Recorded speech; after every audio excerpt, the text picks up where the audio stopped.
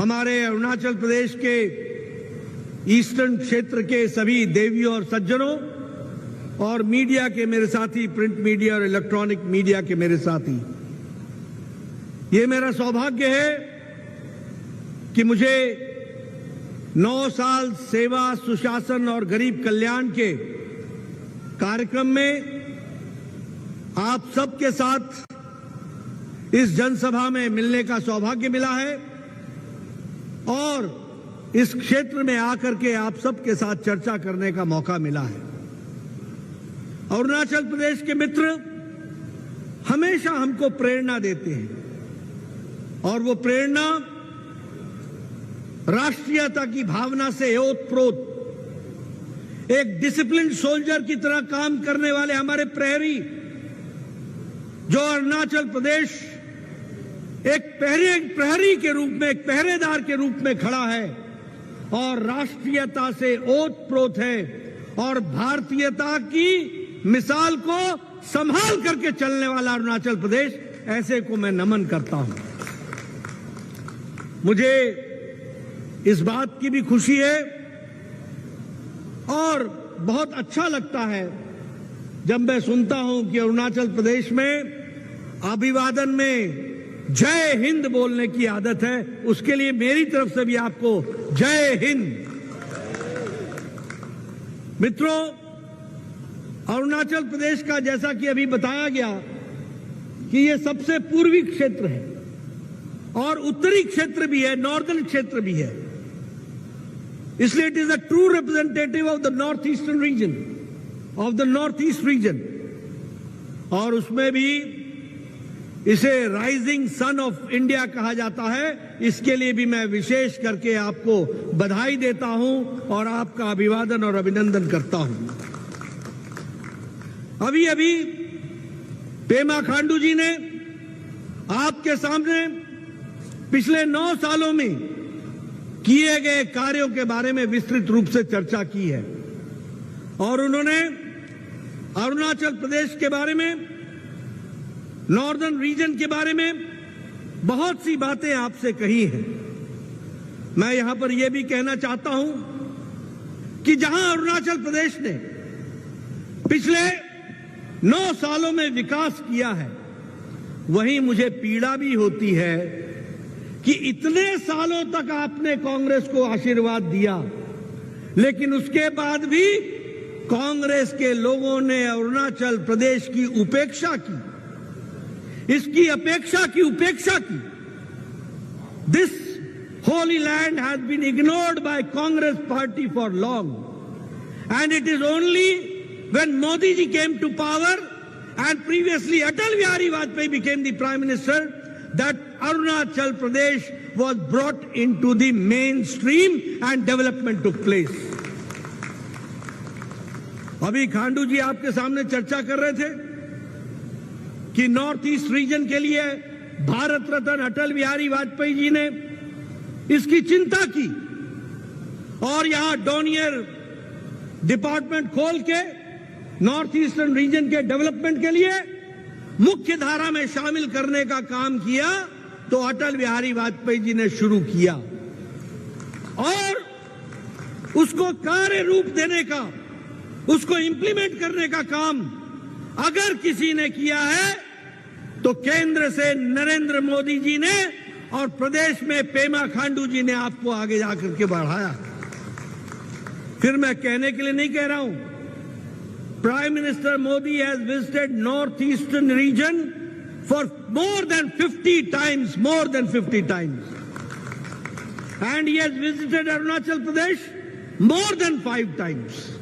This shows the love, the affection which Prime Minister Modi has for the northeastern region and especially Arunachal Pradesh.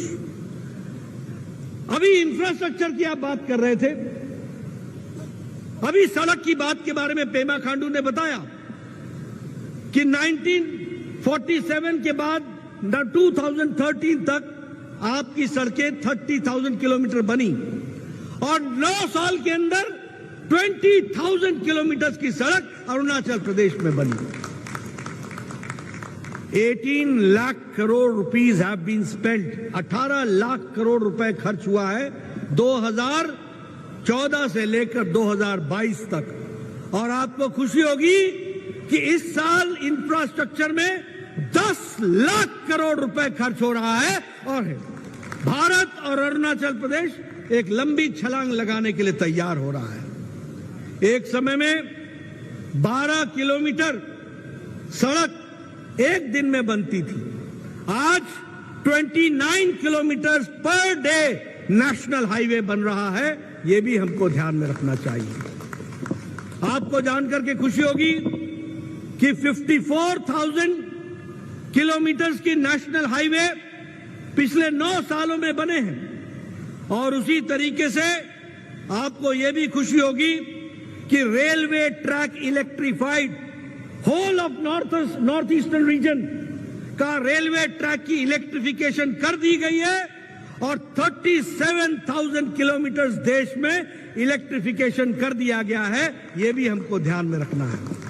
और आपको जानकर के यह भी खुशी होगी कि now Itanagar is connected by the rail and Donyi Polo airport has also been commissioned. Now you are connected by air, by railways. ये भी हमको ध्यान में रखना है। मित्रों, अभी एयरपोर्ट्स की बात हो रही थी। नॉर्थ ईस्टर्न रीजन में अभी 7 एयरपोर्ट्स पर काम चल रहा है, 7 एयरपोर्ट्स, और टोटल नॉर्थ ईस्ट में 16 एयरपोर्ट्स हो जाएंगे मोदी जी के नेतृत्व में। यह भी हमको ध्यान में रखना है। और इसके साथ साथ from 47 to 2013, we had 74 airports, and from 2014 to 2022, हमारे एयरपोर्ट्स की संख्या +74 हो गई है। 148 एयरपोर्ट्स बनकर के तैयार हुए हैं। ये भी हमको समझना है। हमारे रूरल रोड्स में गांव को जोड़ने का काम 99% पूरा हो गया है। 3,28,000 गांव को पक्की सड़क से जोड़ दिया गया है और 61,000 हमारे हैबिटेशन, हमारे गांव को सड़कों से जोड़ा गया है। यह भी हमको ध्यान में रखना चाहिए। अभी अभी हमारे पेमा खांडू जी बता रहे थे कि बॉर्डर तक पहुंचने के लिए क्या सुविधा दी गई है। मैं आपको बताना चाहता हूं कि एक यूपीए की सरकार में एक डिफेंस मिनिस्टर हुए। उन डिफेंस मिनिस्टर ने कहा सड़क ना बनाना ही हमारी स्ट्रेटेजी है, बॉर्डर रोड्स ना बनाना इज द बेस्ट डिफेंस। ये यूपीए के डिफेंस मिनिस्टर ने कहा, क्योंकि रोड नहीं होगी तो दुश्मन भारत में आ नहीं सकेगा। ये भूल गए कि आप रोड बनाओ ना बनाओ, चीन आपके दरवाजे पर खड़ा है। इसको आपको ध्यान में रखना चाहिए। पर टुडे, आज मोदी जी ने 9 साल में 13,525 किलोमीटर की ऑल वेदर रोड बॉर्डर में बना करके दे दिया है। Now we can reach the border within hours, घंटों में हम पहुंच सकते हैं। आर्टिकल 370 एब्रोगेट कर दिया गया है। Jammu Kashmir is now the integral part of the country. All types of abrogation of article 370 has been done. और उसी तरीके से हमारे यहां डिफेंस के प्रोक्योरमेंट के लिए 2,71,000 करोड़ रुपए का प्रोक्योरमेंट हुआ है। और उसमें से भी 99% प्रोक्योरमेंट आत्मनिर्भर भारत, 99% इंडियन इंडस्ट्री से हुआ है। यह भी हमको ध्यान में रखना चाहिए। मित्रों, आपको याद होगा Indian Chinese stand of Doklam में, आपको याद होगा सर्जिकल स्ट्राइक, आपको याद होगा एयर स्ट्राइक, आपको याद होगा टेररिज्म पर जीरो टॉलरेंस। ये भारत का प्रधानमंत्री अकेले हैं जिन्होंने कहा पाकिस्तान तुमने बहुत बड़ी गलती कर दी है, तुमको इसका खुमियाजा भुगतना पड़ेगा और घर में घुस करके मारूंगा। यह भी बात कही। और आपने देखा इंडिया ने पहली बार एयर स्ट्राइक, सर्जिकल स्ट्राइक करके उनके निशानों पर अपनी अटैक करके उनके छक्के छुड़ाए, ये भी आपको मालूम है। आज भारत अपना AK-203 बना रहा है, आत्मनिर्भर भारत, प्रचंड हेलीकॉप्टर बना रहा है, INS विक्रांत भारत के नौसेना के बेड़े में इंटीग्रेटेड बनाया हुआ, जो हमारा भारत का है, जो जिसे हम कहेंगे इंडिजिनस है, वह आज नौसेना, भारत के नौसेना के बेड़े में शामिल हो गया है। वह भी हमको ध्यान में रखना है। मित्रों, अगर मैं सुशासन की बात करूं, if I talk about good governance, तो आपको जान करके खुशी होगी। एक समय में राजीव गांधी कहते थे, मैं 1 रुपया भेजता हूं, 15 पैसा पहुंचता है, 85 पैसे बीच में खत्म हो जाते हैं। 85% of the money was leaked, leakage होता था, पिल्फरेज होता था। आज मोदी जी ने 22,40,000 करोड़ रुपए इसको डायरेक्ट बेनिफिट ट्रांसफर से लोगों के बैंक के खाते में पहुंचा दिया। ये आज भारत खड़ा है, ये भी हमको याद करना चाहिए। और इसके कारण 2.2 लाख करोड़ रुपए का जो पैसा था वो पिल्फरेज से बचा लिया गया है, वो भी हमको समझना चाहिए। आज 5,47,000 कॉमन सर्विस सेंटर्स चल रहे हैं और 2,50,000 गांवों में कॉमन सर्विस सेंटर का नौजवान लाभ उठा रहा है। अगर मैं इकोनॉमी की बात करूं, इंडिया नाउ, भारत अब 10वीं अर्थव्यवस्था से छलांग लगा करके 5वीं अर्थव्यवस्था बन गया है, 5th लार्जेस्ट इकोनॉमी बन गई है। आज भारत स्टील के उत्पादन में 4थी जगह से आगे बढ़कर के दूसरे स्थान पर खड़ा हो गया है। इन 2014 में इंडिया 92% मोबाइल बाहर से लाता था, विशेष करके हम चाइना से इंपोर्ट करते थे। आज भारत 97% ऑफ मोबाइल इंडिया में मैन्युफैक्चर कर रहा है, यह भी हमको ध्यान में है। आज एप्पल भी देखोगे तो एप्पल में लिखा हुआ है मेड इन इंडिया। अब एप्पल भी इंडिया में बनने लगा है, यह मैन्युफैक्चरिंग इंडिया में शुरू हो गई है। ऑटोमोबाइल इंडस्ट्री में भारत 3rd लार्जेस्ट मार्केट हो गया है। टॉय इंडस्ट्री में हमारा एक्सपोर्ट 3 गुना बढ़ गया है। और उसी तरीके से अगर हम देखें कि विकास के दृष्टि से आज फॉरेन डायरेक्ट इन्वेस्टमेंट भारत में $84.8 बिलियन का US का हमारा फॉरेन डायरेक्ट इन्वेस्टमेंट हो गया है। इलेक्ट्रॉनिक गुड्स के मैन्युफैक्चरिंग में 50% का राइज हुआ है। ये आज भारत की स्थिति है। आपको जानकर के खुशी होगी, अब भारत लेने वाला नहीं, देने वाला भारत हो गया है। भारत ने 470 एयरबस का ऑर्डर अमेरिका और यूरोप में फ्रांस को दिया है। कितने? 470 एयरबस, 470 बस। यानी समझ लो कि भारत में एयर कनेक्टिविटी का और एयर का डिमांड, एयर ट्रैवलिंग का डिमांड कितना बढ़ने वाला है। और जब 470 बस का ऑर्डर दिया गया तो जो बाइडेन ने कहा, thank you mister prime minister, हमारे 44 स्टेट में, 44 स्टेट्स में 10 लाख लोगों को नौकरी मिलेगी और विकास के दृष्टि से इकोनॉमी का इजाफा होगा। हमारे मैक्रोन फ्रांस के राष्ट्रीय अध्यक्ष ने क्या कहा? उन्होंने कहा, साथ बैठ करके प्राइम मिनिस्टर के साथ इसको साइन किया। और रोल्स रॉयस कंपनी जिसका इंजन आएगा, उसके लिए ब्रिटिश के प्राइम मिनिस्टर ने कहा, समय दूर नहीं है जब भारत 5वीं से दुनिया की 3री बड़ी इकोनॉमी बन जाएगी। ये भारत खड़ा होगा, ये भी मैं आपको शेयर करना चाहता हूं। मित्रों, मैं आप लोगों को और खास करके मीडिया के साथियों को बोलना चाहता हूं। मीडिया के साथी मेरी बात नोट कर लें। ये कांग्रेस पार्टी के लोगों ने पढ़ना लिखना छोड़ दिया है। इनको कोई पढ़ाई लिखाई से मतलब नहीं है। ये बस महंगाई महंगाई महंगाई महंगाई। जब हम 5वीं 10वीं से 5वीं सबसे बड़ी अर्थव्यवस्था बन रहे हैं, तो अर्थव्यवस्था बिना एम्प्लॉयमेंट के आती है क्या? अगर अर्थव्यवस्था में इजाफा होता है तो एम्प्लॉयमेंट भी आती है। इस बात को भी हमको ध्यान में रखना चाहिए, यह अर्थ का नियम है। लेकिन इन अनपढ़ों को कौन समझाए? अब ये महंगाई की बात करते हैं। मैं आपको बताना चाहता हूं, और मेरे पत्रकार भाई नोट कर लो मेरी बात, दुनिया में कोरोना आया, दुनिया में मंदी आई, दुनिया में रशिया और यूक्रेन की लड़ाई हुई, दुनिया में सप्लाई चेन की प्रॉब्लम आई। आज दुनिया की स्थिति क्या है? हम भारत के मोदी जी के नेतृत्व में, India is now the fastest growing economy, सबसे तीव्र गति से बढ़ने वाली इकोनॉमी है तो भारत है। और कहने के लिए नहीं कह रहा हूं, मेरे साथी नोट कर लेना, जनता में बताना, ये राहुल गांधी और ये प्रियंका गांधी चिल्लाते रहते हैं महंगाई महंगाई, इनको पढ़ाई लिखाई से कोई मतलब नहीं, ये आंकड़े ध्यान में नहीं लेते।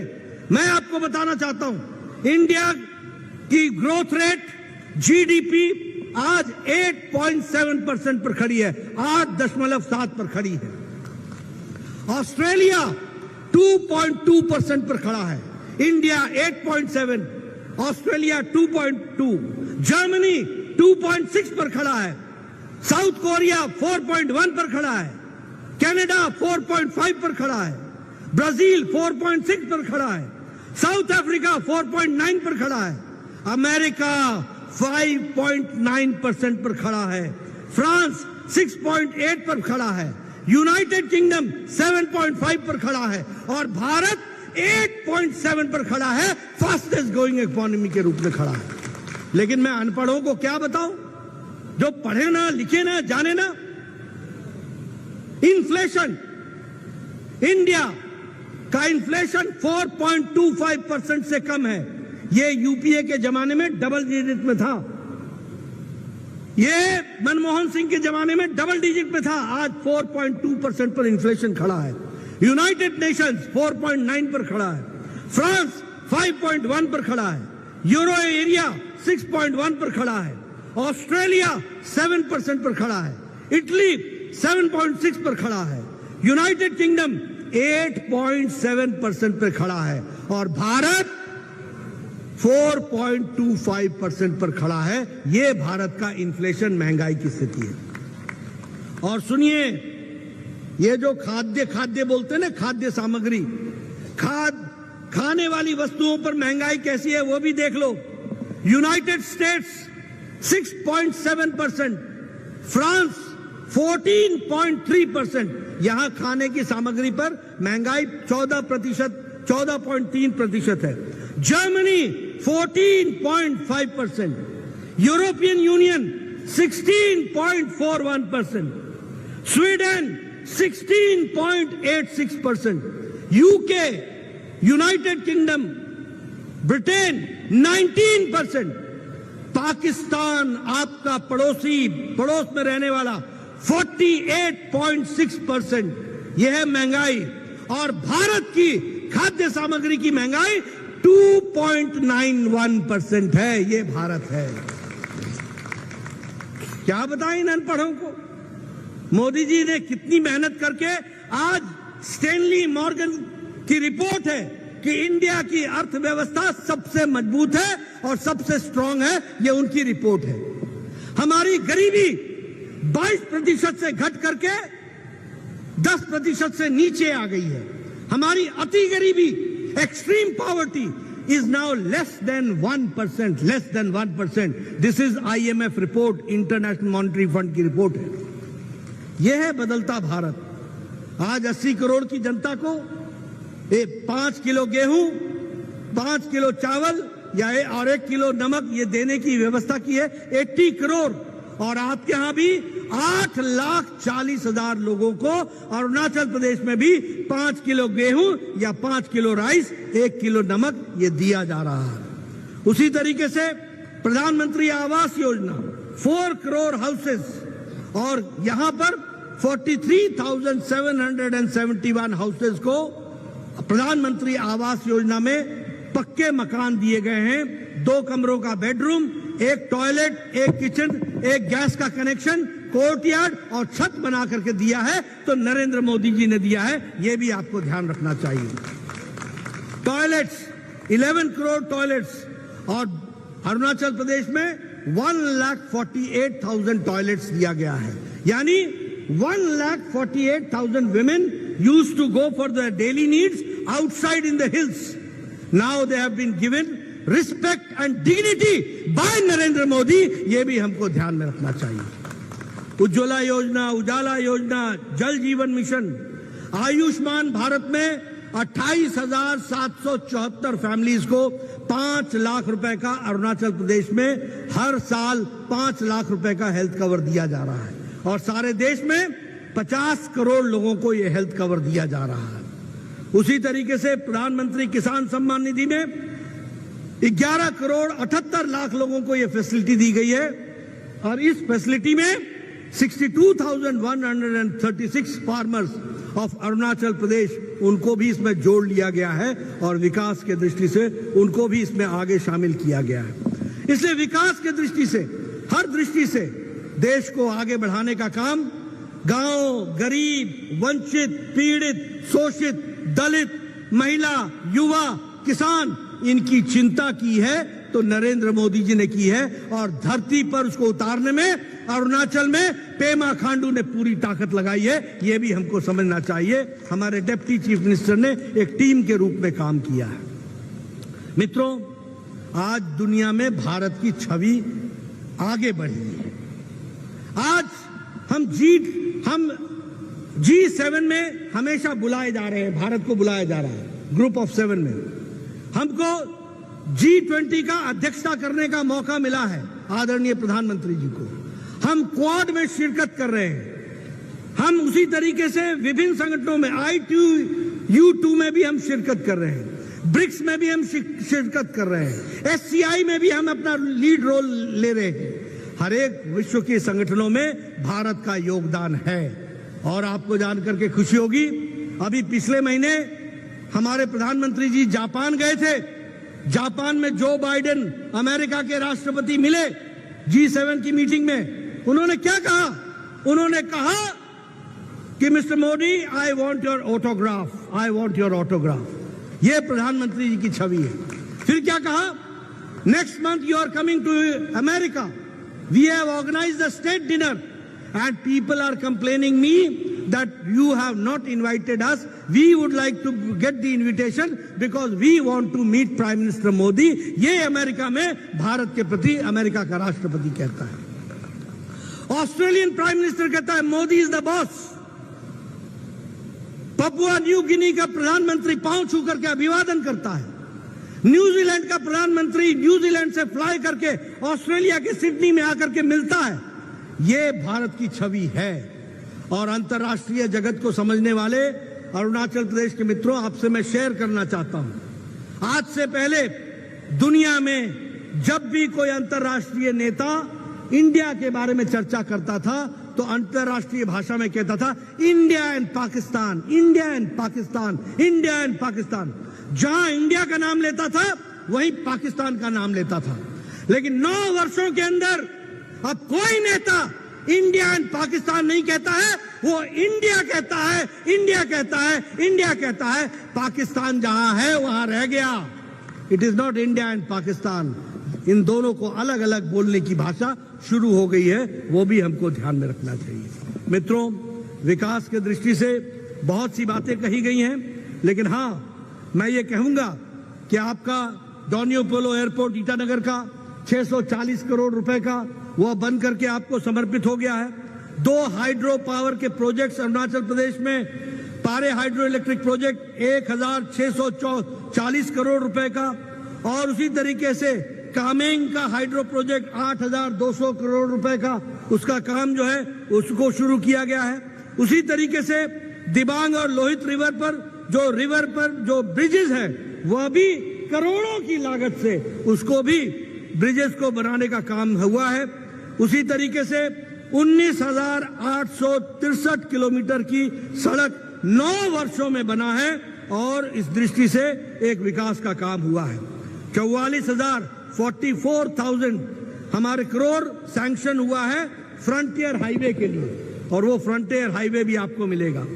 258 4G टावर ऐड किए गए हैं और 1,683 रिमोट विलेजेस को भी कनेक्ट किया जा रहा है नेटवर्क से, 4G नेटवर्क से। यह भी हो गया है। और एयरपोर्ट्स तेजू में, पासीघाट में वो भी स्टैब्लिश किए जा रहे हैं। और नाउ ईस्टर्न अरुणाचल के लिए एविएशन मैप में कंट्री में जोड़ने का काम किया जा रहा है, वो भी हमको ध्यान रखना है। Free diagnostic centres, 25 lakh test के बेनिफिट के साथ 8 लाख पेशेंट्स को ये बेनिफिट दिया गया है। 108 इमरजेंसी रिस्पांस एम्बुलेंसेज, ये भी सर्विसेज जो हैं ये आपको मिली हैं। आयुष्मान भारत के साथ साथ चीफ मिनिस्टर आरोग्य अरुणाचल योजना, इसके तहत 1,34,870 बेनिफिशियरीज को बेनिफिट दिया जा रहा है। उसी तरीके से आत्मनिर्भर बागवानी योजना के तहत 3,531 फार्मर्स को, 345 सेल्फ हेल्प ग्रुप्स को इसमें फाइनेंशियल असिस्टेंस, आर्थिक मदद दी जा रही है। CM agriculture farm mechanisation programme में 6,714 एग्रीकल्चरल इक्विपमेंट हमारे किसान भाइयों को दिया जा रहा है। इसलिए सर्वांगीण विकास, सबको साथ लेकर के चलने का काम हमारे पेमा खांडू जी ने किया है, हमारे उप मुख्यमंत्री जी ने किया है। मैं इनको बधाई देता हूं अच्छे काम के लिए। और मैं आपसे निवेदन करता हूं कि अरुणाचल को और मजबूती देने के लिए मोदी जी का आशीर्वाद दीजिए और पेमा खांडू को, जो सभी कम्युनिटी को, सभी ट्राइब को सबका साथ, सबका विकास, सबका विश्वास, सबका प्रयास, इस मंत्र को लेकर के चले हैं, उनको आपका समर्थन मिलना चाहिए और आप पूरी ताकत से उनको सफलता दीजिए। इन्हीं शब्दों के साथ बहुत बहुत धन्यवाद। जय भारत, जय अरुणाचल, जय हिंद, जय हिंद, जय हिंद। भारत माता की, भारत माता की, भारत माता की।